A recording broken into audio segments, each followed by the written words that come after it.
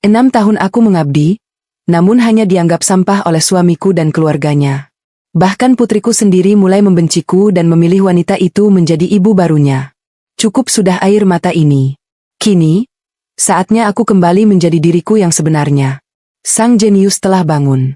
Sembari bersiap mendengarkan kisah ini, yuk, absen dulu di kolom komentar, dari kota mana saja kalian menonton.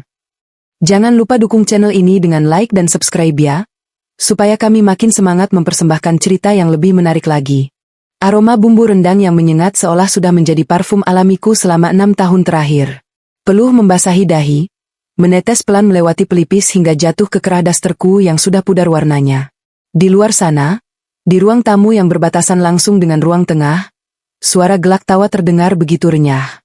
Denting gelas kaca yang beradu, musik jazz ringan yang diputar dari piringan hitam, serta aroma parfum mahal yang sesekali terhidu masuk ke dapur melalui celah ventilasi, semuanya seolah mengejek keberadaanku. Hari ini adalah perayaan ulang tahun pernikahanku yang ke-6. Ironis, bukan? Seharusnya aku yang menjadi ratu di pesta ini. Seharusnya aku yang berdiri di samping suamiku, menerima ucapan selamat, memotong kue, dan tersenyum bahagia. Namun, kenyataannya aku justru terkurung di sini. Di dapur yang panas dan sempit, bergulat dengan kuali besar berisi daging rendang, gulai ayam, dan tumpukan piring kotor yang seolah tak ada habisnya. Heh, Cynthia, kamu ini kerjaannya lambat sekali, sih. Suara cempreng ibu mertuaku memecah konsentrasiku. Wanita parubaya dengan kebaya sutra mahal itu berdiri di ambang pintu dapur. Tangannya berkacak pinggang, matanya menatapku dengan sorot jijik yang tak ditutup-tutupi. Ia bahkan tidak mau melangkahkan kakinya masuk ke area dapur, seolah lantai dapur ini akan menodai sepatu hak tingginya. Iya, Bu. Ini rendangnya sebentar lagi kering. Tadi kompornya sempat mati sebentar kehabisan gas, jadi Cynthia harus pasang yang baru dulu. Jawabku pelan sambil terus mengaduk santan yang mulai mengental. Tanganku terasa pegal luar biasa, tapi aku tak berani berhenti. Alasan saja kamu. Bilang saja kamu itu malas. Lihat itu di depan, tamu-tamu sudah pada lapar. Si Bella sudah capek melayani tamu sendirian. Kamu sebagai istri bisanya cuma bikin malu. Untung ada Bella yang sigap, cantik, wangi, pinter ngomong. Kalau nungguin kamu keluar, bisa kabur semua kolega bisnis Arya. Hardiknya pedas. Nama itu lagi. Bella. Wanita yang disebut ibu mertuaku sebagai penyelamat acara hari ini. Wanita yang katanya rekan kerja suamiku, tapi gerak-geriknya lebih mirip nyonya rumah daripada aku. Bella memang cantik. Aku akui itu. Dia selalu tampil sempurna dengan riasan wajah yang, flawless, rambut yang blow, rapi, dan pakaian bermerek yang harganya mungkin setara dengan jatah uang belanja dapurku selama 3 bulan. Maaf, Bu. Nanti kalau sudah matang, Cynthia langsung bawa ke meja prasmanan, kataku, berusaha menahan getar dalam suaraku. Nggak usah. Potong ibu mertuaku cepat. Kamu nggak usah keluar. Muka kamu itu kucel, berminyak, bau bumbu. Nanti bikin selera makan tamu hilang. Kamu taruh saja makanannya di meja saji belakang, nanti biar pelayan catering sewaan yang bawa ke depan. Kamu tetap di sini, cuci piring kotor yang numpuk itu. Ingat, jangan sekali-kali kamu menampakkan diri di ruang tamu. Setelah mengucapkan kalimat yang meremukkan harga diriku itu, ia berbalik dan melenggang pergi. Meninggalkanku sendiri dengan hati yang terasa disayat sembilu. Aku menatap pantulan diriku di kaca jendela dapur yang buram. Daster longgar bermotif batik yang sudah sobek sedikit di bagian ketiak, rambut yang hanya dijepit asal-asalan, wajah tanpa bedak yang kusam dan berminyak. Siapa sangka wanita di cermin itu adalah Cynthia yang dulu? Cynthia yang 6 tahun lalu lulus dengan predikat summa cum laude dari universitas ternama di luar negeri. Cynthia yang pernah memenangkan kompetisi arsitektur tingkat Asia. Cynthia yang dulu dikejar-kejar oleh perusahaan multinasional dengan tawaran gaji fantastis.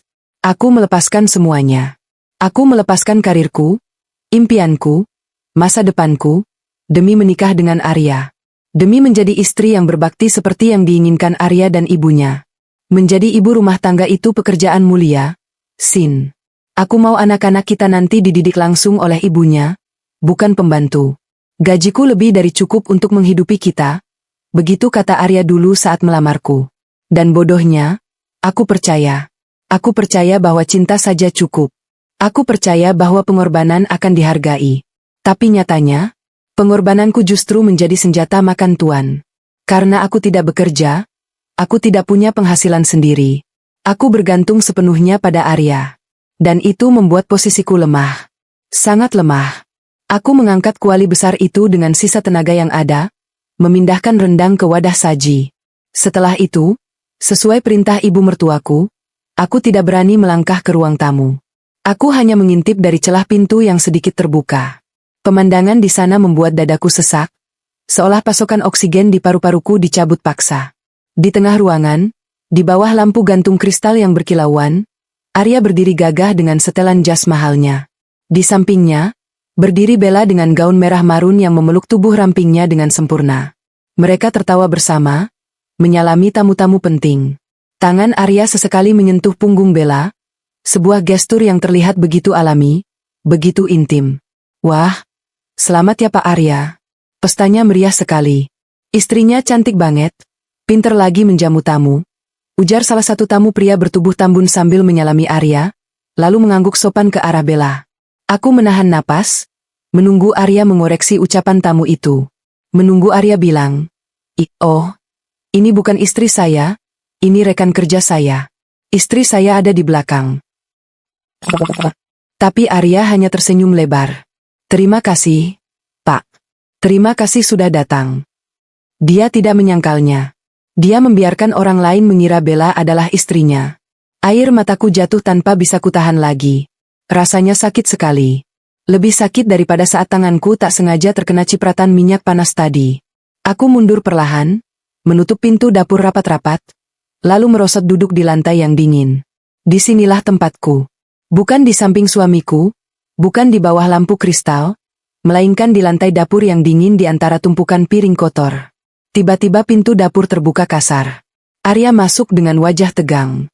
Ia menatapku yang sedang duduk di lantai dengan tatapan tidak suka. "Kamu ngapain duduk-duduk di situ? Itu es batunya habis. Cepat ambilkan stok es batu di freezer. Belakang. Pecahkan, lalu kasih ke pelayan. Jangan lelet." Perintahnya tanpa basa-basi. Tidak ada pertanyaan, "Kamu capek." Tidak ada ucapan, "Selamat ulang tahun pernikahan." Tidak ada sedikit pun rasa bersalah di matanya. Aku bangkit perlahan, menyeka air mataku dengan punggung tangan. "Mas, tadi aku dengar tamu itu bilang Bella istrimu. Kenapa Mas diam saja?" Tanyaku dengan suara parau. Arya mendengus kasar. Ia mendekat, menunjuk wajahku dengan telunjuknya. "Jangan mulai drama, Cynthia. Kamu mau aku bilang apa? Bilang kalau istriku itu wanita kumel yang bau bawang di dapur? Kamu mau mempermalukan aku di depan investor? Sadar diri sedikit dong. Penampilanmu itu nggak layak buat dipamerkan. Bella itu wajah perusahaan. Wajar kalau orang salah sangka. Lagian, kamu harusnya berterima kasih sama Bella. Kalau nggak ada dia, siapa yang mau nemenin aku ngobrol sama tamu-tamu berkelas itu? Kamu, yang tahunya cuma harga cabai dan bawang." Kata-kata itu menamparku lebih keras daripada pukulan fisik. 6 tahun aku mengurus rumah tangganya, mengurus orang tuanya yang rewel, mengurus anaknya, dan ini balasannya? Dianggap tidak layak? Dianggap memalukan? Tapi aku jadi begini karena mengurus rumahmu. Mas. Karena aku nggak punya pembantu. Karena kamu nggak pernah kasih aku uang buat perawatan. Teriakku, menumpahkan kekesalan yang selama ini kupendam. "Ah, cerewet. Sudah, kerjakan tugasmu. Jangan bikin malu." Arya membalikkan badan dan kembali keluar, membanting pintu dapur di belakangnya. Aku terdiam kaku. Di luar sana, suara tepuk tangan terdengar riuh. Rupanya acara potong kue dimulai. Kue 3 tingkat yang kubuat semalaman dengan susah payah. Aku mendekat lagi ke celah pintu. Aku melihat Arya memegang pisau kue bersama Bella. Mereka memotong kue itu bersama-sama, diiringi sorak-sorai para tamu. Ibu mertuaku bertepuk tangan paling kencang dengan wajah sumringah. Di sampingnya, putriku, Ara, yang baru berusia 5 tahun, digendong oleh salah satu sepupu Arya. Ara tampak senang melihat ayahnya dan Tante Bella. Hatiku hancur lebur. Kue itu buatanku. Pesta itu merayakan pernikahanku. Rumah itu adalah tempat tinggalku. Tapi aku tidak ada di sana. Aku terhapus dari lukisan kebahagiaan mereka. Malam itu, di ulang tahun pernikahan yang ke-6, aku akhirnya menyadari satu hal pahit. Pernikahanku sudah lama mati, aku hanya terlalu bodoh untuk menyadarinya. Aku bukan lagi istri, aku hanyalah babu yang memegang status di atas kertas. Dan yang paling menyakitkan, mereka semua menikmati penderitaanku ini. Sejak malam pesta itu, hubunganku dan Arya semakin dingin. Bukan lagi dingin seperti es, tapi sudah membeku mati. Kami bahkan sudah tidak tinggal satu atap lagi dalam arti yang sebenarnya. Arya menyewa sebuah apartemen mewah di pusat kota dengan alasan, biar dekat dengan kantor dan gampang kalau lembur. Sementara aku dan putri kami, Ara, ditinggal di rumah ibunya Arya. Alasannya klise, biar ada yang nemenin ibu, kasihan ibu sendirian kalau papa lagi dinas luar kota. Kamu kan istri yang baik, uruslah ibuku. Padahal aku tahu, itu hanya cara Arya untuk menyingkirkanku dari hidupnya tanpa harus repot-repot mengurus perceraian. Di rumah ini, statusku benar-benar turun derajat. Aku bukan lagi menantu, tapi pembantu gratis yang bisa disuruh-suruh 24 jam. Mulai dari mencuci baju ibu mertua dengan tangan, karena katanya mesin cuci merusak serat kain mahalnya, mengepel lantai 2 lantai setiap pagi dan sore, sampai memijat kaki ibu mertua setiap malam. Namun, yang paling menyiksa bukanlah pekerjaan fisik itu. Yang paling menyiksa adalah melihat perubahan sikap putriku, Ara. Setiap akhir pekan, Arya akan menjemput Ara untuk menginap di apartemennya. Tentu saja, aku tidak diajak. Mobil penuh, atau cuma sebentar kok, adalah alasan yang selalu Arya pakai. Aku tahu, di sana pasti ada Bella. Dan ketakutanku terbukti benar. Bella sedang melancarkan serangan yang jauh lebih jahat daripada sekadar merebut suami. Dia sedang merebut anakku. Sore itu hari Minggu. Aku sedang menyapu halaman depan ketika mobil mewah Arya berhenti di depan pagar. Ara turun dengan wajah ceria, tangan kanannya memegang boneka beruang besar yang sangat mahal, tangan kirinya memegang kantong belanjaan berisi coklat impor dan mainan-mainan kecil lainnya. Ibu, lihat. Ara dibeliin boneka baru sama Tante Bella. Seru Ara sambil berlari ke arahku. Aku tersenyum tipis, mencoba menekan rasa cemburu yang membakar dada. Wah, bagus sekali bonekanya. Tapi arakan bonekanya sudah banyak di kamar. Nak, kenapa beli lagi? Wajah ceria Ara langsung berubah masam. Ih, ibu pelit. Tante Bella bilang, anak cantik harus punya banyak mainan. Tante Bella baik, gak kayak ibu yang marah-marah terus kalau Ara minta mainan. Hatiku mencelos. Aku berjongkok, menyamakan tinggiku dengan Ara. Sayang, ibu bukan pelit. Ibu cuma mau mengajarkan Ara berhemat. Lagi pula, mainan Ara yang lama masih bagus-bagus, kan? Uangnya lebih baik ditabung buat sekolah Ara nanti. Nggak mau. Ara nggak mau nabung. Ara mau mainan. Ara menghentakkan kakinya. Arya turun dari mobil dengan gaya santai, memakai kacamata hitam. Ia tidak menegur anaknya yang sedang merajuk, malah menyeringai sinis ke arahku. Udahlah, Sin. Jangan ngerusak, imut. Anak. Cuma boneka doang kok dipermasalahkan. Aku mampu beli sepabrik-pabriknya buat Ara. Mas, ini bukan soal mampu atau enggak. Bantahku pelan. Ini soal didikan. Kamu terlalu memanjakan Ara. Setiap pulang dari tempatmu, dia jadi susah diatur. Dia jadi sering membentak, sering minta barang mahal. Bella juga, kenapa dia ikut campur ngasih-ngasih barang semahal ini ke anak kita? Jaga mulutmu. Bentak Arya tiba-tiba, membuat Ara terkejut. Bella itu perhatian sama Ara. Dia sayang sama Ara. Harusnya kamu bersyukur ada orang lain yang mau baik sama anakmu. Kamu itu bisanya cuma ngomel, ngelarang-ngelarang, bikin Ara stres. Lihat tuh, Ara jadi nggak betah sama kamu. Ibu mertuaku yang mendengar keributan langsung keluar dari dalam rumah. Tanpa bertanya duduk perkaranya, ia langsung membela anaknya. Ada apa ini ribut-ribut? Ya ampun, Cynthia. Kamu ini baru ketemu anak kok sudah diajak berantem? Kasihan cucuku. Ibu mertua langsung memeluk Ara, lalu mengambil coklat dari tangan Ara dan membukanya. Makan, sayang. Jangan dengerin ibumu yang cerewet itu. Nenek tahu kok, Tante Bella itu baik banget kan sama Ara? Ara mengangguk semangat sambil mengunyah coklatnya. Iya, Nek. Tante Bella wangi, cantik. Terus ajak Ara jalan-jalan ke mall. Kita makan es krim yang besar banget. Kalau sama ibu, Ara cuma disuruh makan sayur di rumah, nggak enak. Aku merasa dikeroyok. Dikeroyok oleh suami, mertua, dan kepolosan anakku sendiri yang telah dimanipulasi. Aku berusaha meraih tangan Ara. Ara, dengerin ibu. Ibu masak sayur biar Ara sehat. Ibu sayang sama Ara. Ara menepis tanganku kasar. Mata kecilnya menatapku dengan sorot permusuhan yang belum pernah kulihat sebelumnya. Enggak. Ibu bohong. Ibu nggak sayang Ara. Ibu cuma sayang sama sapu sama pel. Ara? Sentaku refleks karena kaget dengan ucapannya yang kasar. Tangis Ara pecah. Ia berlari bersembunyi di balik kaki Arya. Dan saat itulah, kalimat itu meluncur dari mulut mungilnya. Kalimat yang akan menghantuiku seumur hidup. Ara benci ibu. Kenapa ibu nggak pergi aja? Ara nggak mau punya ibu yang jelek, bau bawang, dan galak. Tante Bella lebih baik. Tante Bella cantik dan kaya. Aku mau Tante Bella aja yang jadi ibuku. Teriaknya histeris di sela tangisnya. Duniaku runtuh seketika. Rasanya seperti ada tangan tak kasat mata yang merobek jantungku dari dalam dada. Kakiku lemas. Aku hampir ambruk jika tidak berpegangan pada tiang teras. Anakku, darah dagingku yang kususui selama 2 tahun, yang kujaga setiap malam saat demam, yang selalu kubacakan dongeng sebelum tidur, kini menatapku seolah aku adalah monster. Arya tertawa kecil, tawa yang terdengar sangat kejam di telingaku. Dengar sendiri kan? Anak kecil itu jujur. Sin. Dia tahu mana yang tulus mana yang enggak. Mana yang berkualitas, mana yang enggak. Kalau anak sendiri sudah enggak mau sama kamu, buat apa kamu bertahan? Ibu mertuaku menimpali dengan nada mengejek.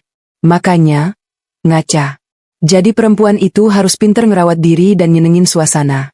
Kalau gini caranya, jangan salahin Arya kalau dia cari kenyamanan di luar. Jangan salahin Ara kalau dia lebih lengket sama Bella. Kamu yang gagal jadi ibu dan istri. Mereka bertiga masuk ke dalam rumah, meninggalkan aku sendirian di teras yang mulai gelap. Pintu rumah ditutup, seolah menutup aksesku ke dalam keluarga itu. Aku berdiri mematung. Air mataku sudah kering, digantikan oleh rasa dingin yang menusuk tulang. Malam itu, aku tidak tidur. Aku duduk di sudut kamar sempit yang kempati, menatap langit-langit. Ucapan Ara terus terngiang. Aku mau Tante Bella aja yang jadi ibuku. Mereka tidak hanya mengambil harga diriku. Mereka tidak hanya mengambil suamiku. Kini, mereka sedang mencuci otak putriku untuk membenci ibu kandungnya sendiri. Bella, dengan segala kelicikan dan uangnya, membeli cinta putriku dengan boneka dan coklat. Sementara aku, yang memberikan kasih sayang tulus dan pendidikan karakter, justru dianggap penjahat. Aku menyadari satu hal malam itu, bertahan demi anak dalam pernikahan yang toksik, adalah kesalahan besar. Jika aku terus di sini, Ara akan tumbuh menjadi manusia yang materialistis, tidak punya empati, dan membenci ibunya sendiri. Aku tidak bisa membiarkan itu terjadi. Tapi aku juga sadar, saat ini aku tidak punya kekuatan. Aku tidak punya uang, tidak punya kuasa. Jika aku melawan sekarang, aku akan kalah telak. Aku akan diusir dan kehilangan hak asuh Ara selamanya. Aku harus menyusun rencana. Aku harus kembali menjadi Cynthia yang dulu. Cynthia yang cerdas, yang penuh perhitungan. Aku mengepalkan tanganku erat-erat hingga kuku menancap di telapak tangan. Tunggu saja, bisikku pada kesunyian malam.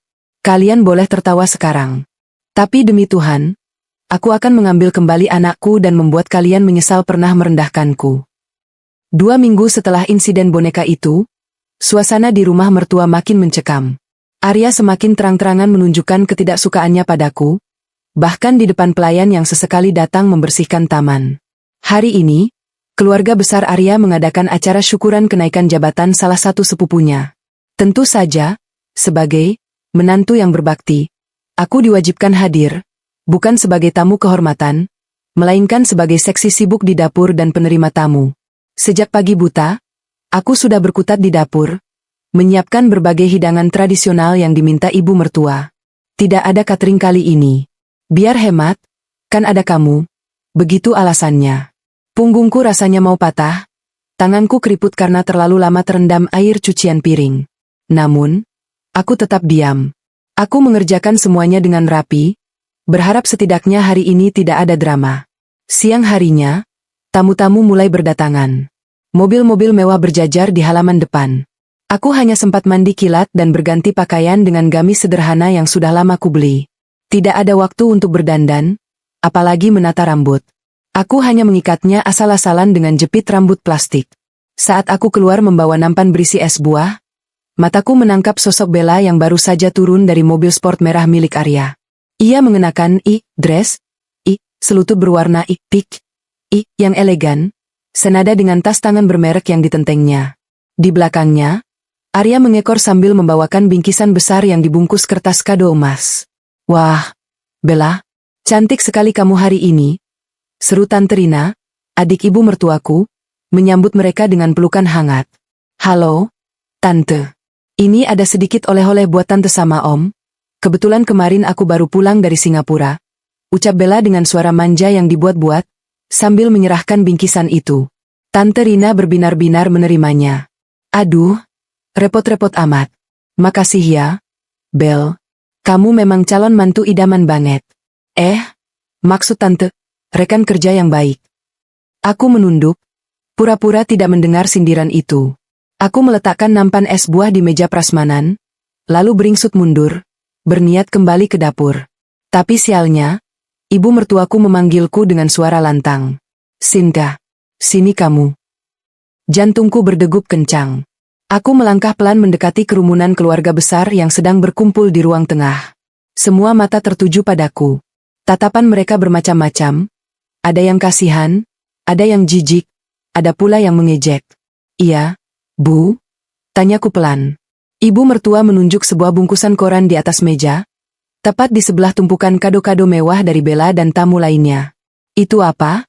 Kamu ngasih kado buat sepupu Arya pakai bungkusan koran begitu? Kamu mau mempermalukan keluarga ini?" Wajahku memanas. Itu adalah syal rajutan tangan yang kubuat sendiri selama seminggu terakhir, di sela-sela kesibukanku mengurus rumah. Aku tidak punya uang untuk membeli kado mahal, jadi aku berinisiatif membuat sesuatu yang personal. Aku membungkusnya dengan kertas kado biasa, tapi mungkin karena tergesa-gesa tadi pagi, kertas kadonya robek sedikit dan aku menambalnya dengan selotip bening, membuatnya terlihat kurang rapi. Tapi bukan koran. Itu, syal rajutan, Bu. Cynthia buat sendiri. "Maaf kalau bungkusnya kurang bagus, tadi kertas kadonya habis," jawabku terbata-bata. "Halah, alasan."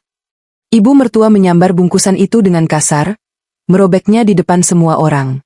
Syal berwarna biru laut itu terurai keluar. Rajutannya rapi, bahannya lembut, tapi di mata ibu mertua, benda itu tak lebih dari sampah. "Zaman sekarang kok kasih sampah begini? Kamu pikir kita ini orang susah yang butuh sumbangan baju bekas?" Hinanya sambil melempar syal itu ke lantai, tepat di dekat tempat sampah. "Buang itu. Bikin semak pemandangan saja." Aku terperangah. Air mataku menggenang, tapi aku tahan sekuat tenaga. Syal itu kubuat dengan cinta, dengan doa agar pemakainya merasa hangat. Dan sekarang, ia tergeletak di lantai, diinjak oleh sepatu hak tinggi Bella yang, tidak sengaja, melangkah mundur. "Yus, maaf, nggak kelihatan ada kain lap di bawah," ujar Bella dengan nada polos yang dibuat-buat, sambil menutup mulutnya pura-pura kaget. Tawa kecil terdengar dari beberapa sepupu Arya.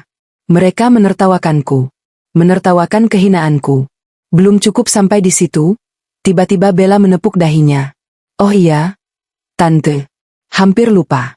Tadi pagi pas aku mau transfer uang belanja bulanan buat keperluan dapur. Soalnya Mas Arya nitip ke aku karena dia sibuk.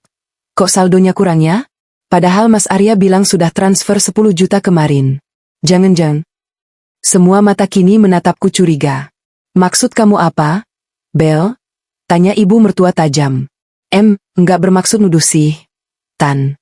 Cuma kan yang pegang akses banking. Mas Arya buat keperluan rumah cuma Cynthia. Masa iya uang 10 juta lenyap dalam sehari? Padahal belanjaan dapur perasaan biasa aja deh.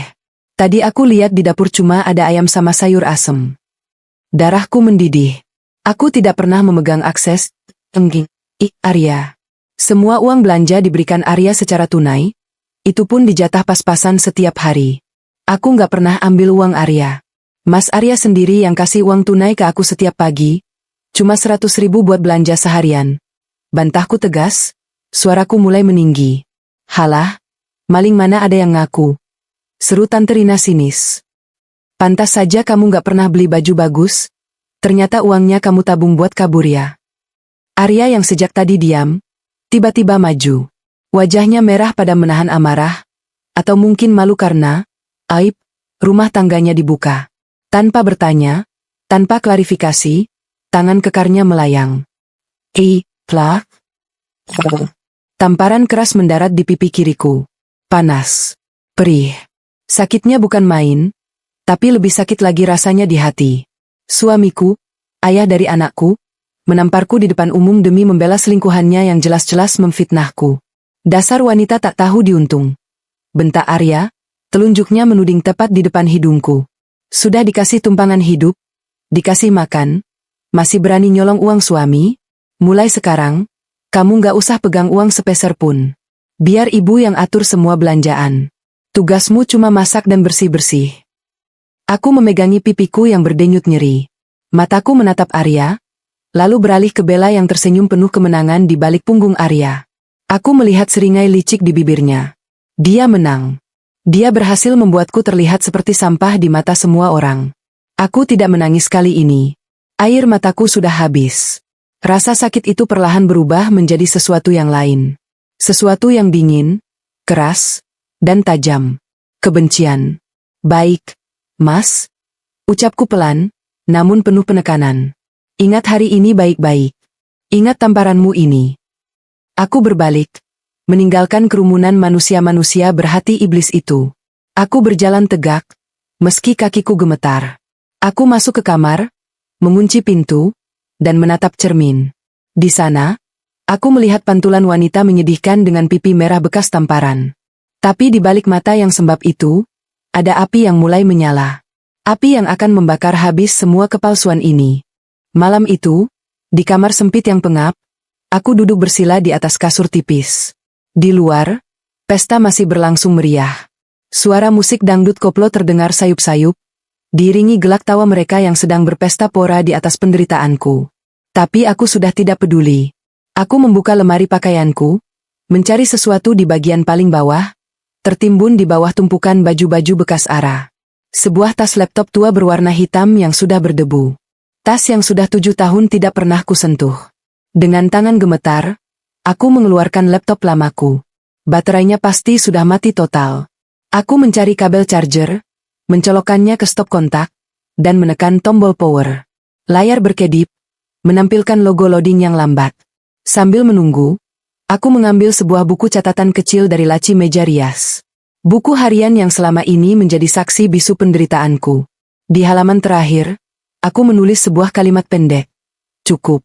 Cynthia yang bodoh sudah mati hari ini. Laptop akhirnya menyala.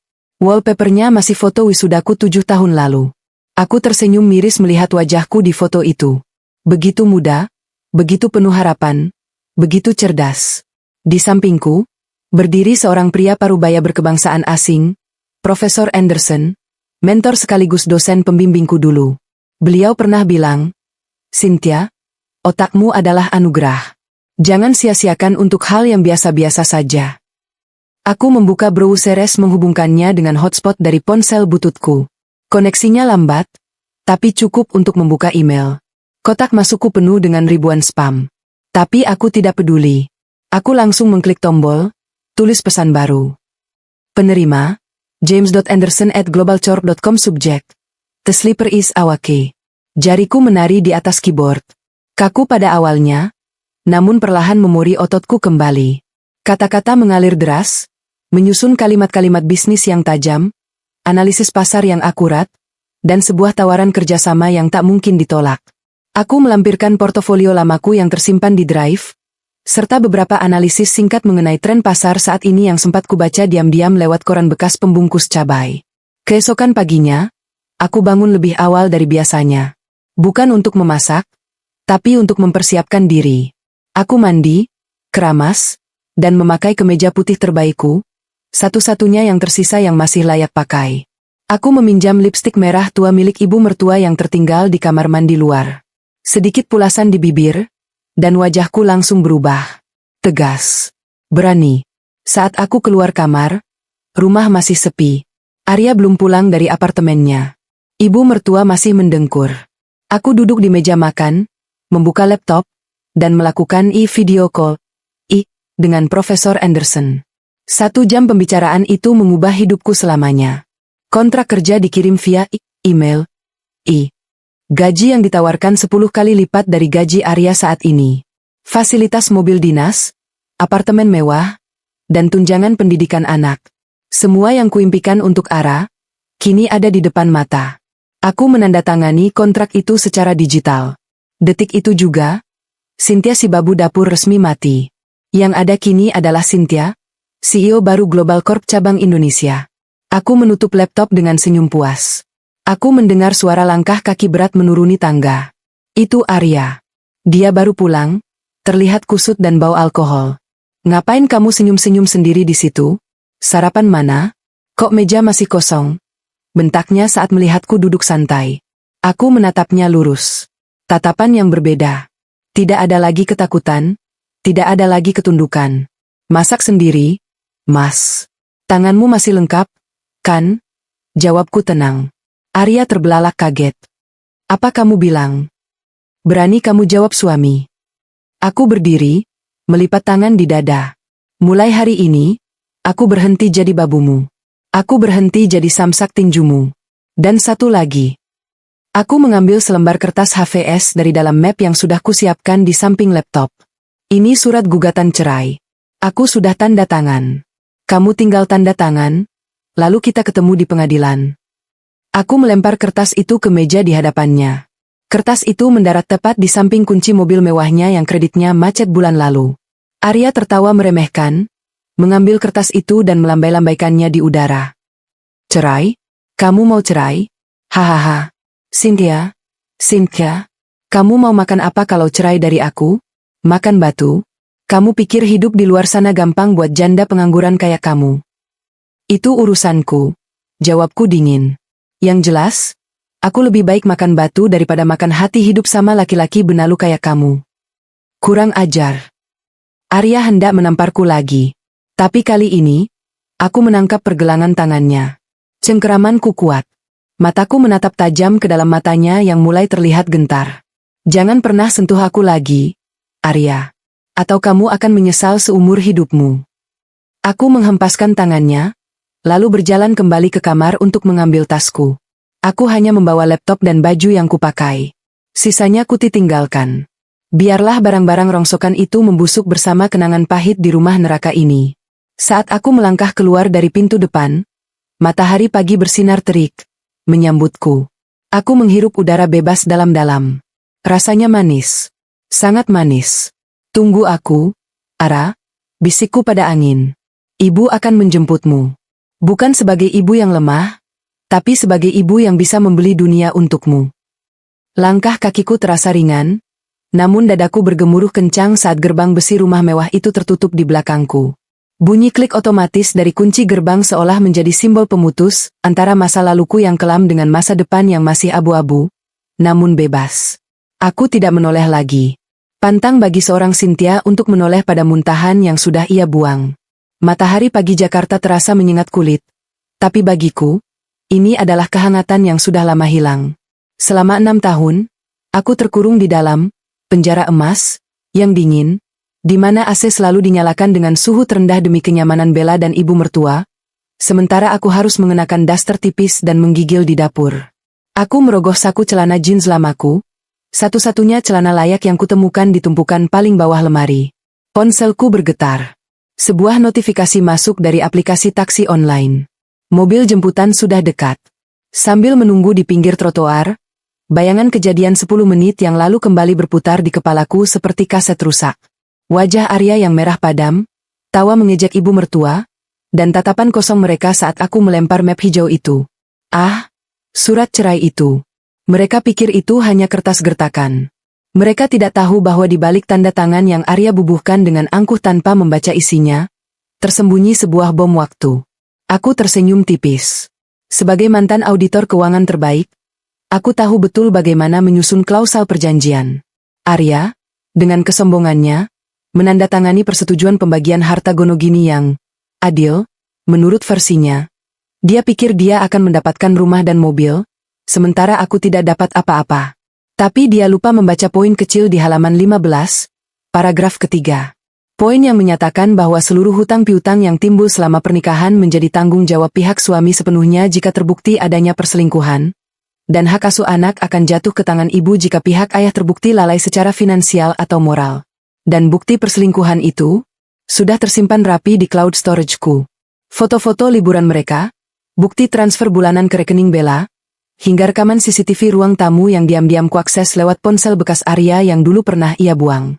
Sebuah mobil sedan hitam mengkilap berhenti di depanku. Bukan taksi biasa, melainkan layanan premium yang disediakan oleh Global Corp untuk calon eksekutif mereka. Sopir berseragam rapi turun membukakan pintu. Selamat pagi, Ibu Cynthia. Saya Budi, yang ditugaskan Pak James untuk menjemput Ibu. Sapanya sopan. Pagi, Pak. Tolong antar saya ke Hotel Grand Hyatt. Jawabku, mencoba terdengar tenang meski suaraku sedikit bergetar. Masuk ke dalam mobil yang wangi dan sejuk itu, pertahananku akhirnya runtuh. Bukan karena menyesal meninggalkan Arya, tapi karena teringat Ara. Wajah mungilnya yang terakhir kali kulihat saat dia tidur pagi ini, sebelum aku pergi.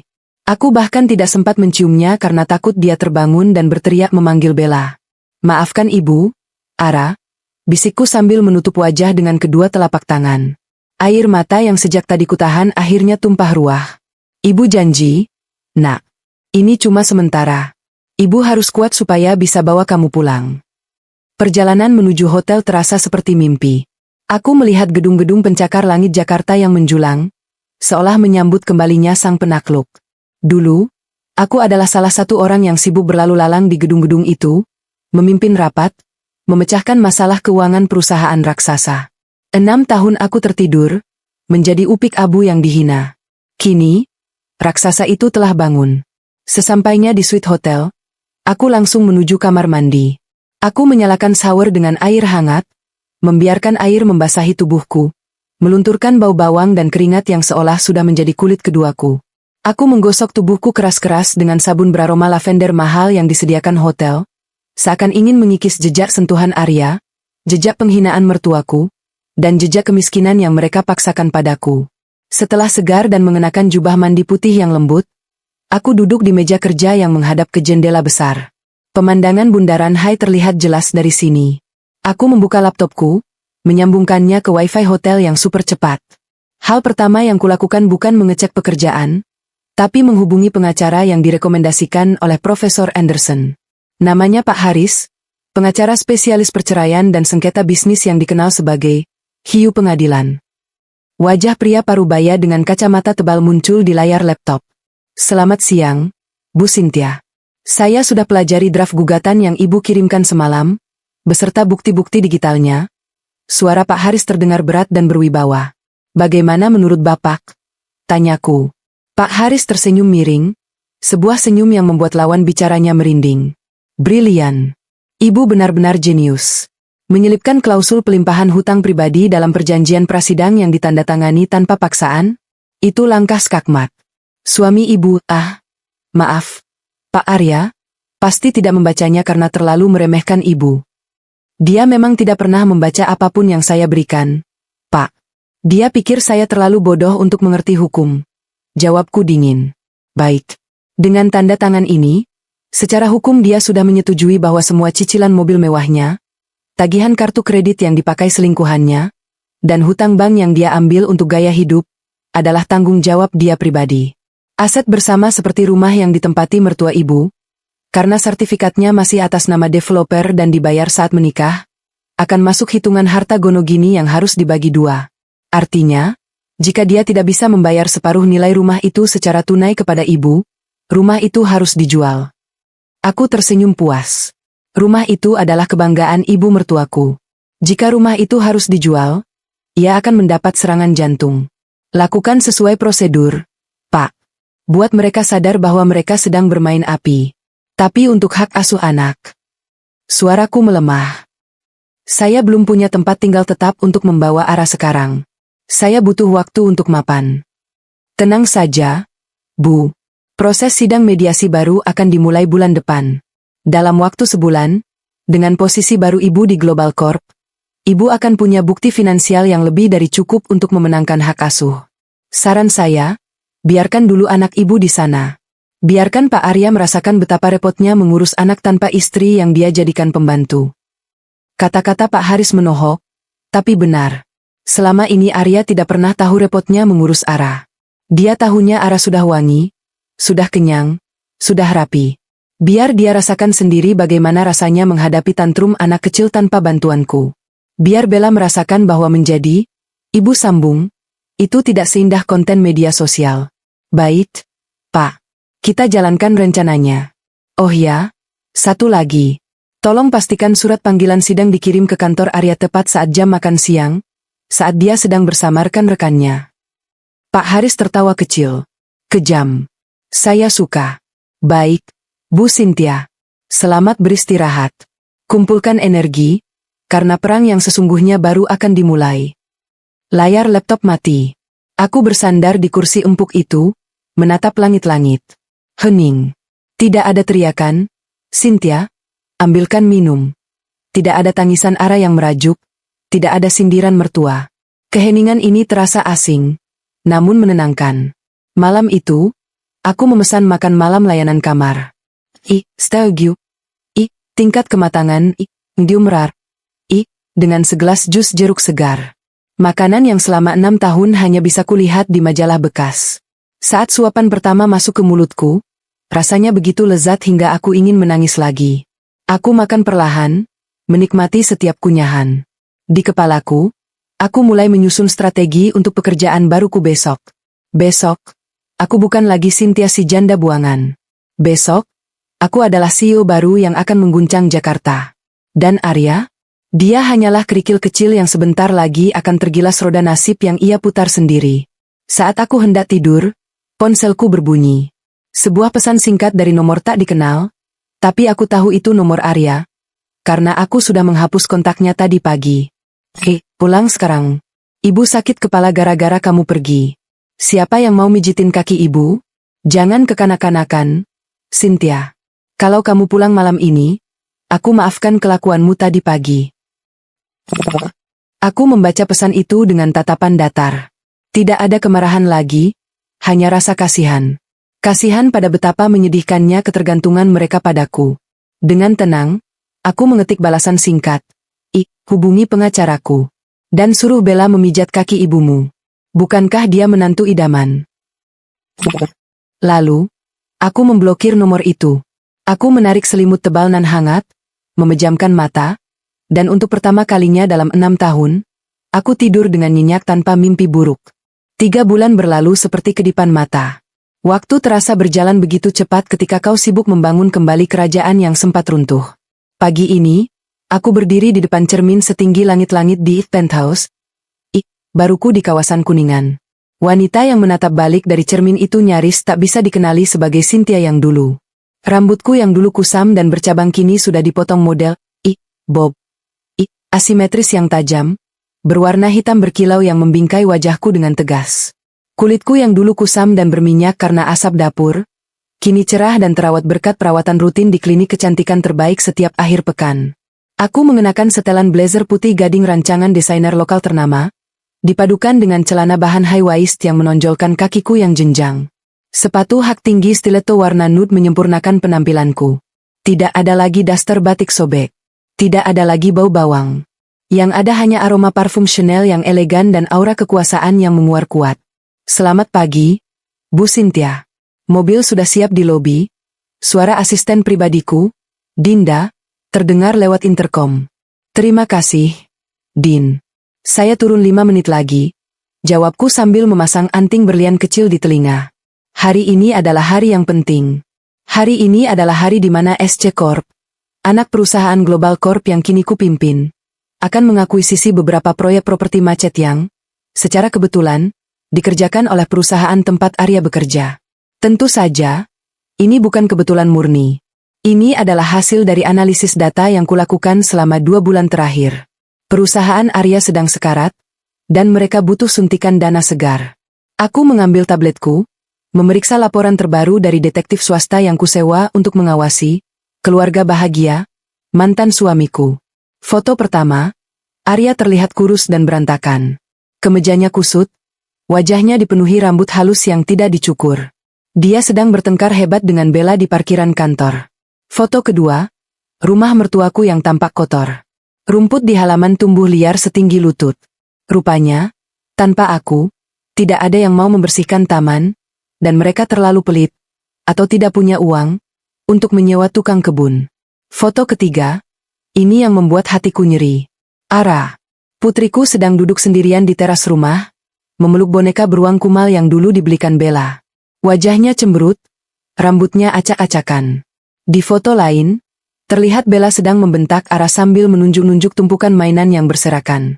Sabar, sayang, gumamku sambil mengelus foto Ara di layar tablet. Sebentar lagi. Laporan tertulis dari detektif itu semakin membuatku yakin. Target A, Arya mengalami penurunan performa kerja drastis. Sering terlambat, bau alkohol. Mendapat surat peringatan kedua dari HRD. Target B, Bella kartu kredit, off limit, sering belanja barang mewah untuk meredakan stres, memicu pertengkaran finansial dengan target A. Mulai menunjukkan perilaku kasar verbal terhadap anak target A. Senyum dingin tersungging di bibirku. Seperti dugaanku. Bella hanya menginginkan Arya saat Arya terlihat sukses dan bersih. Dia tidak siap menjadi ibu rumah tangga, tidak siap mengurus anak rewel, tidak siap hidup susah. Dan Arya? Dia baru sadar bahwa rumah yang bersih, makanan yang enak, dan anak yang terawat bukanlah sihir yang terjadi dengan sendirinya, melainkan hasil keringat istri yang ia sia-siakan. Aku menutup tablet dan melangkah keluar menuju lift pribadi. Sopirku membukakan pintu mobil Alphard hitam, milikku sendiri, bukan kantor, dan kami meluncur membelah kemacetan Jakarta. Di kantor, suasana langsung tegang saat aku melangkah masuk. Para karyawan membungkuk hormat, sebagian menatap kagum, sebagian takut. Aku dikenal sebagai pemimpin yang adil tapi tanpa ampun. Dalam 3 bulan, aku berhasil membalikkan neraca keuangan perusahaan yang tadinya merah menjadi hijau. Aku memecat manajer-manajer korup dan mempromosikan staf-staf muda yang potensial. Bu, perwakilan dari PT Bangun Jaya sudah menunggu di ruang rapat 1. Mereka didampingi direktur operasional mereka. Lapor Dinda sambil berjalan cepat di sampingku. PT Bangun Jaya. Itu perusahaan Arya. Dan direktur operasionalnya adalah atasan langsung Arya, Pak Gunawan. Bagus. Apakah Pak Arya ada dalam daftar rombongan? Tanyaku tanpa menoleh. Ada, Bu. Beliau hadir sebagai manajer proyek. Sempurna. Aku masuk ke ruanganku sebentar untuk mengambil berkas, lalu berjalan menuju ruang rapat. Jantungku berdebar, bukan karena gugup, tapi karena adrenalin perburuan. Ini adalah momen yang kutunggu. The Big Reveal. Di depan pintu ruang rapat yang terbuat dari kayu jati tebal, aku berhenti sejenak. Aku menarik napas panjang, memastikan ekspresiku datar dan dingin. Buka pintunya, perintahku pada petugas keamanan. Pintu terbuka lebar. Di dalam, 5 orang pria bersetelan jas menoleh serentak. Di ujung meja, Pak Gunawan tampak cemas. Dan di sampingnya, duduk Arya. Dia terlihat jauh lebih tua dari usianya. Kantung matanya hitam, dasinya miring. Saat dia melihatku masuk, matanya membelalak lebar, seolah melihat hantu. Aku melangkah masuk dengan langkah tegap, bunyi hak sepatuku menggema di lantai marmer.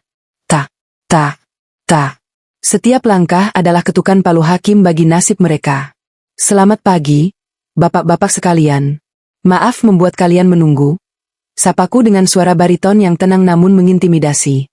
Pak Gunawan segera berdiri, mengulurkan tangan dengan gugup. Ah, selamat pagi, Bu CEO. Terima kasih sudah mau menemui kami. Kami dari PT Bangun Jaya. Arya masih terpaku di kursinya. Mulutnya ternganga sedikit. Dia menatapku dari ujung kaki hingga ujung kepala. Dia menatap setelan mahalku, rambut baruku, dan yang paling penting, tatapan tajamku yang tidak lagi menunduk takut padanya. Cynthia? Bisiknya nyaris tak terdengar, seolah tak percaya pada penglihatannya sendiri. Aku tidak mempedulikan bisikannya.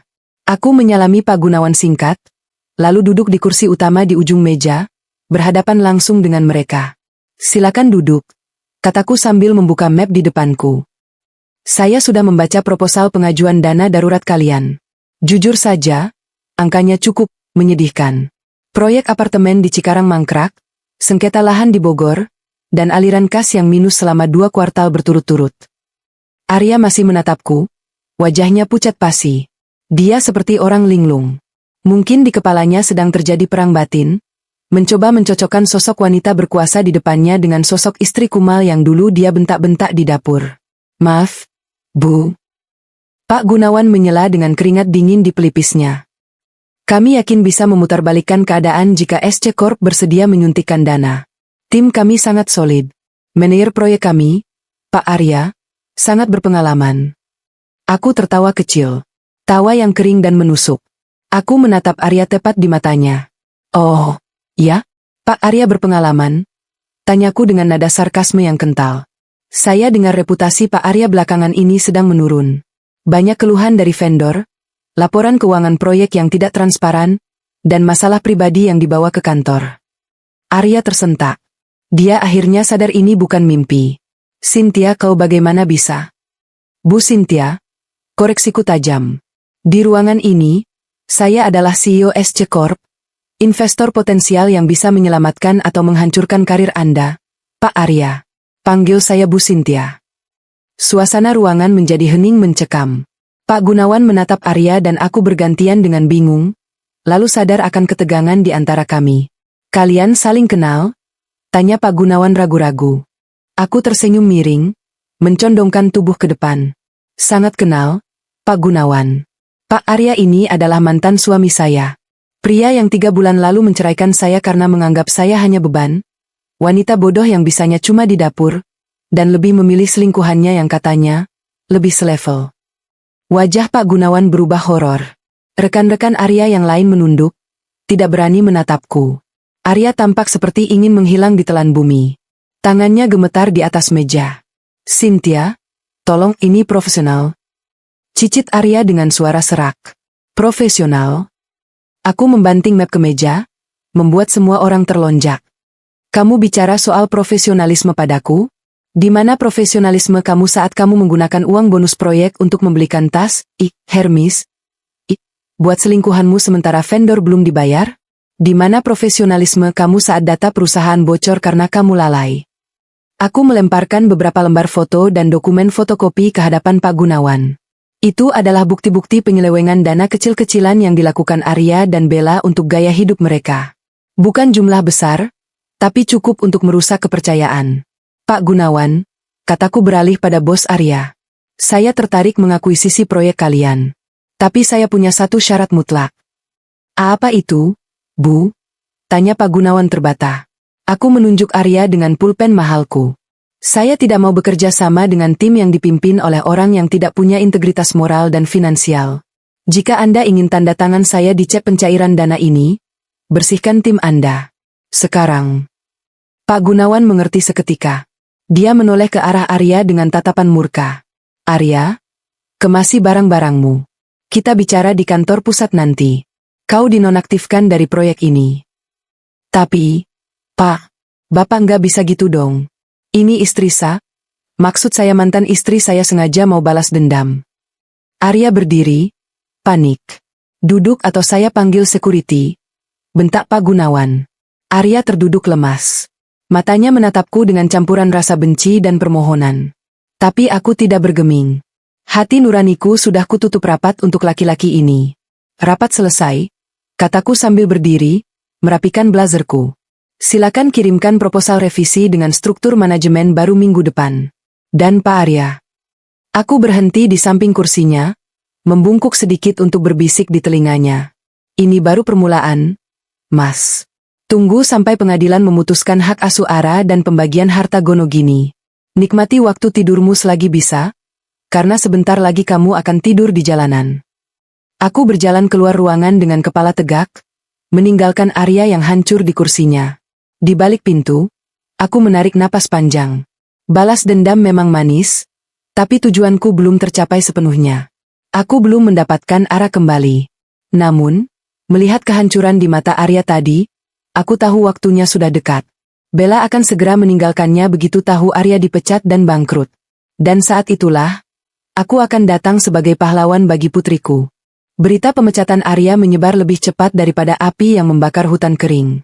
Di dunia bisnis konstruksi yang sempit ini, kabar tentang seorang manajer proyek yang diusir dari ruang rapat oleh investor utamanya karena masalah integritas adalah lonceng kematian bagi karir profesionalnya.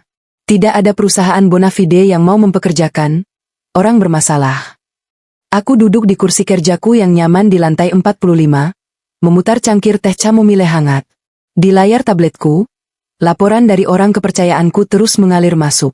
Rasanya seperti menonton drama tragis yang sudah kutulis sendiri naskahnya.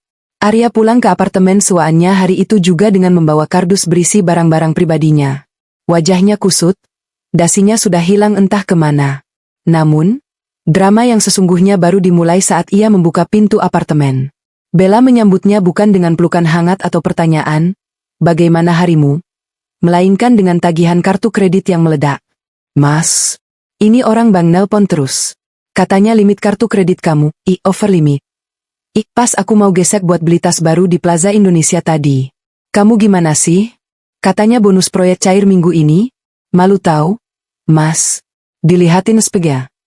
Melalui rekaman suara yang disadap oleh detektif sewaanku, yang menyamar sebagai teknisi AC apartemen mereka, aku bisa mendengar suara Arya yang lelah dan putus asa.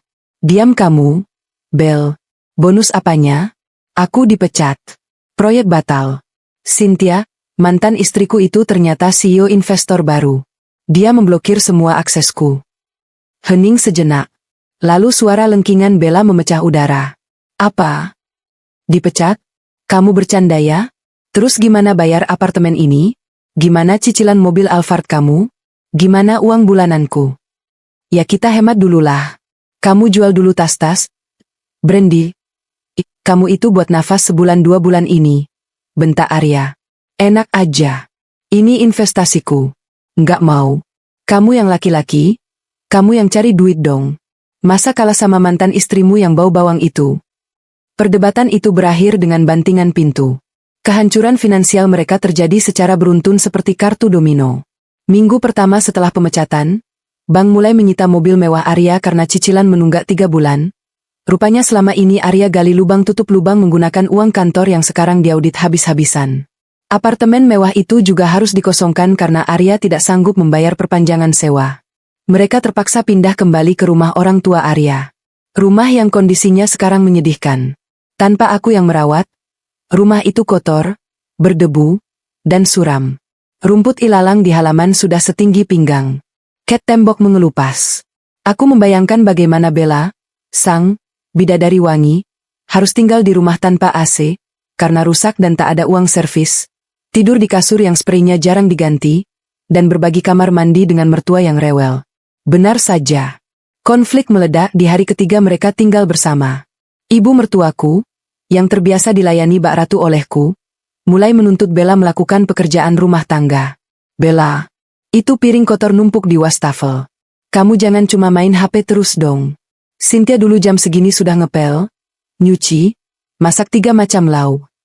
"Aduh, Tante, kok nyuruh-nyuruh aku sih? Aku kan bukan babu. Kuku aku baru, manicure. Ini, sayang kalau rusak kena sabun cuci piring," jawab Bella ketus. Kamu numpang di sini, makan gratis, tidur gratis. Sadar diri dong. Dulu kamu manis-manis sama saya pas ada duitnya Arya. Sekarang Arya susah. Aslinya kamu keluar ya. Dan korban terbesar dari neraka kecil itu adalah Ara. Putri kecilku terjebak di tengah-tengah orang dewasa yang stres dan saling menyalahkan. Bella yang stres karena tidak bisa belanja, mulai melampiaskan kekesalannya pada Ara. Suatu sore, aku mendapat telepon dari wali kelas Ara.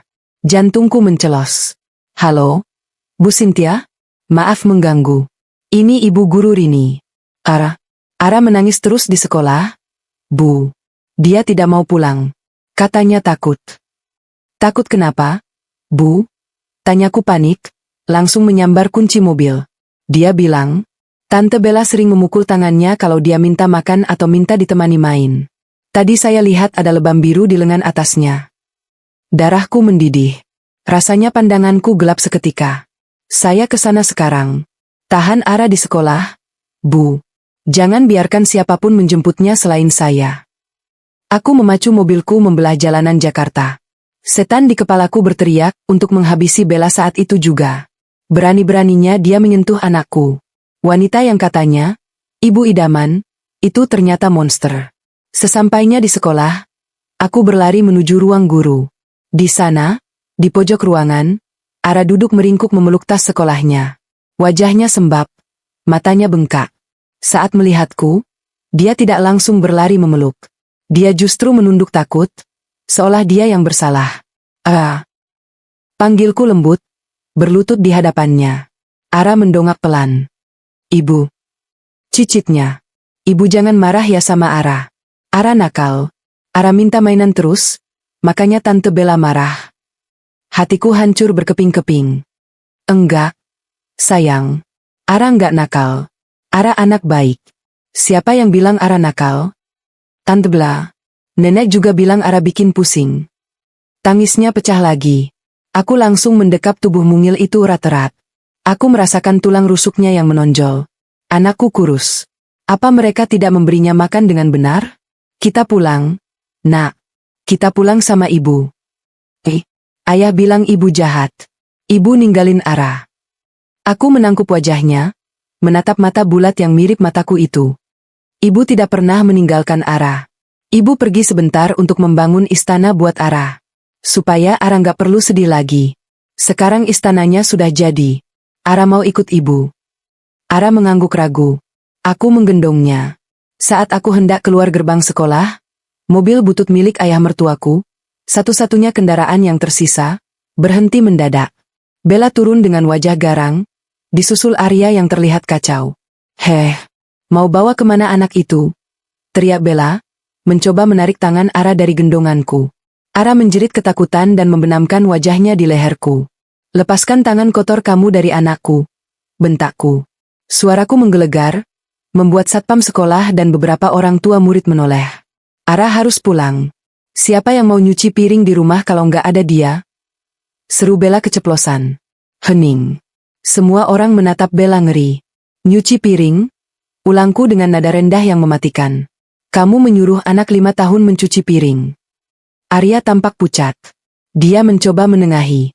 Sin, maksud Bella bukan gitu. Ara cuma diajarin mandiri. Diam kamu. Potongku. Aku menatap Arya dengan tatapan jijik. Kamu biarkan pacarmu ini memperbudak anak kandungmu sendiri? Di mana otakmu? Arya? Di mana hati nuranimu? Aku mengeluarkan ponselku, menunjukkan foto lebam di tangan Ara yang sempat difoto oleh Bu Guru. Ini bukti kekerasan. Visum akan keluar sore ini. Dan rekaman CCTV sekolah yang merekam ucapan Bella tadi akan jadi bukti tambahan. Aku menatap Bella yang kini terlihat ketakutan. Kamu pikir kamu bisa menggantikan posisiku? Kamu bahkan tidak layak menjadi debu di bawah kakiku. Bersiaplah, Nona Bella. Pengacaraku akan menuntutmu dengan pasal perlindungan anak dan penganiayaan. Kamu akan membusuk di penjara. Bella mundur teratur, wajahnya pucat pasi. Dia menarik lengan Arya. Mas, ayo pulang. Orang ini gila. Arya tidak bergerak. Dia menatap Ara yang menangis dalam pelukanku. Ara. Panggilnya lirih. Ara tidak mau melihat ayahnya. Dia hanya memelukku semakin erat. Ara mau sama ibu. Ayah jahat. Tante Bella jahat. Kalimat itu adalah vonis mati bagi Arya. Dia jatuh berlutut di aspal, menangis. Tapi air matanya sudah terlambat. Sangat terlambat. Aku masuk ke dalam mobil, mendudukkan Ara di car seat yang baru kubeli kemarin, dan menutup pintu. Aku tidak menoleh lagi pada drama murahan di gerbang sekolah itu. Malam itu, di apartemen baruku, Ara makan dengan lahap.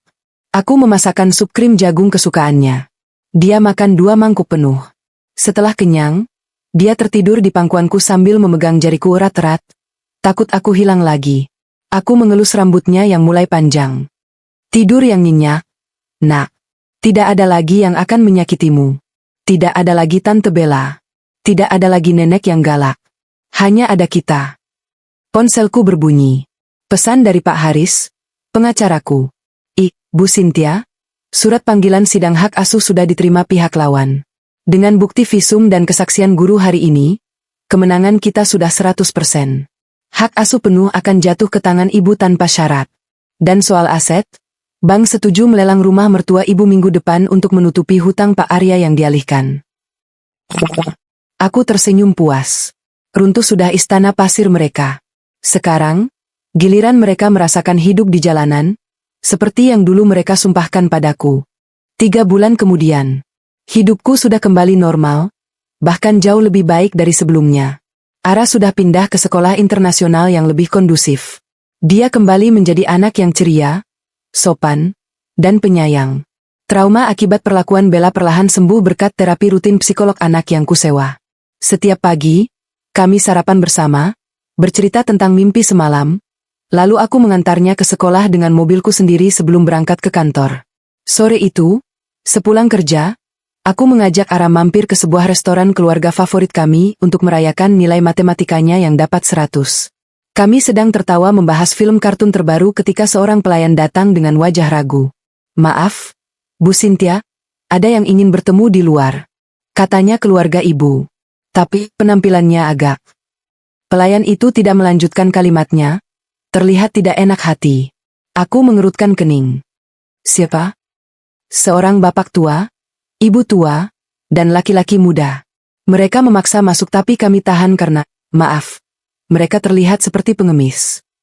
Firasatku mengatakan aku tahu siapa mereka. Aku menatap Ara. Dia sedang asyik mewarnai buku gambarnya. Ara, tunggu di sini sebentar ya sama Mbak pelayan.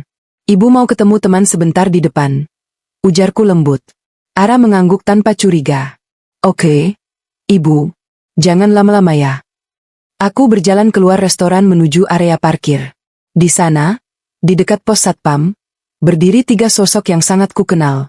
Itu Arya, ibu mertuaku, dan ayah mertuaku. Ya Tuhan. Penampilan mereka benar-benar menyedihkan. Arya memakai kaos oblong yang sudah belel dan celana jeans sobek di lutut. Wajahnya kurus kering, matanya cekung, rambutnya gondrong tak terurus. Ibu mertuaku, wanita yang dulu selalu memakai sutra dan emas, kini memakai daster lusuh dan sandal jepit yang talinya disambung peniti. Ayah mertuaku terlihat duduk di trotoar dengan tatapan kosong. Saat melihatku keluar dengan setelan kerja yang elegan dan sepatu mengkilap, mata mereka berbinar, seolah melihat oase di padang pasir. Cynthia istriku. Arya mencoba lari mendekatiku, tapi ditahan oleh satpam. Lepaskan. Itu istri saya. Mantan istri, koreksiku dingin, berdiri 5 langkah di depan mereka. Ada perlu apa kalian datang ke sini membuat keributan? Ibu mertuaku langsung menerobos satpam dan bersimpuh di kakiku. Dia menangis meraung-raung, memeluk kakiku yang terbalut celana bahan mahal. Cynthia, ampuni ibu. Nak, ibu salah. Ibu hilaf. Tolong kami, Sin. Rumah kami sudah disita bank. Kami tidur di emperan toko 2 hari ini. Kami nggak makan. Tolong, Sin. Kamu kan menantu yang baik. Kamu pasti nggak tega lihat mertuamu begini. Aku menatap wanita tua di kakiku ini. Dulu, kaki inilah yang sering menendangku kalau aku mengepel kurang bersih. Mulut inilah yang menyebutku, pembantu gratis. Bangun, Bu, kataku datar. Jangan kotori sepatu saya. Ibu mertua mendongak kaget. Dia tidak menyangka aku akan sekejam itu. Sin. Olah. Arya memelas. Suaranya serak. Aku sudah putus sama Bella. Dia kabur bawa sisa uangku begitu tahu rumah disita. Dia wanita iblis, Sin. Aku sadar sekarang. Cuma kamu wanita yang tulus mencintaiku. Cuma kamu ibu yang baik buat Ara. Izinkan aku kembali, Sin. Kita mulai lagi dari nol. Demi Ara. Demi Ara? Aku tertawa sinis. Kamu berani bawa-bawa nama Ara setelah kamu membiarkan pacarmu menyiksa dia? Setelah kamu bilang aku bau bawang dan memalukan. Aku melangkah maju mendekati Arya, menatap matanya tajam. Dengar baik-baik, Arya. Cynthia yang dulu, yang bodoh dan penurut itu, sudah mati. Kalian sendiri yang membunuhnya pelan-pelan selama 6 tahun. Wanita yang berdiri di depan kalian ini adalah Cynthia yang baru. Dan Cynthia yang ini tidak memungut sampah yang sudah dia buang. Tapi kami keluargamu. Ishak Arya. Keluargaku hanya Ara, potongku tegas. Kalian adalah masa lalu yang sudah kututup bukunya. Soal rumah disita, soal kalian kelaparan, itu bukan urusanku.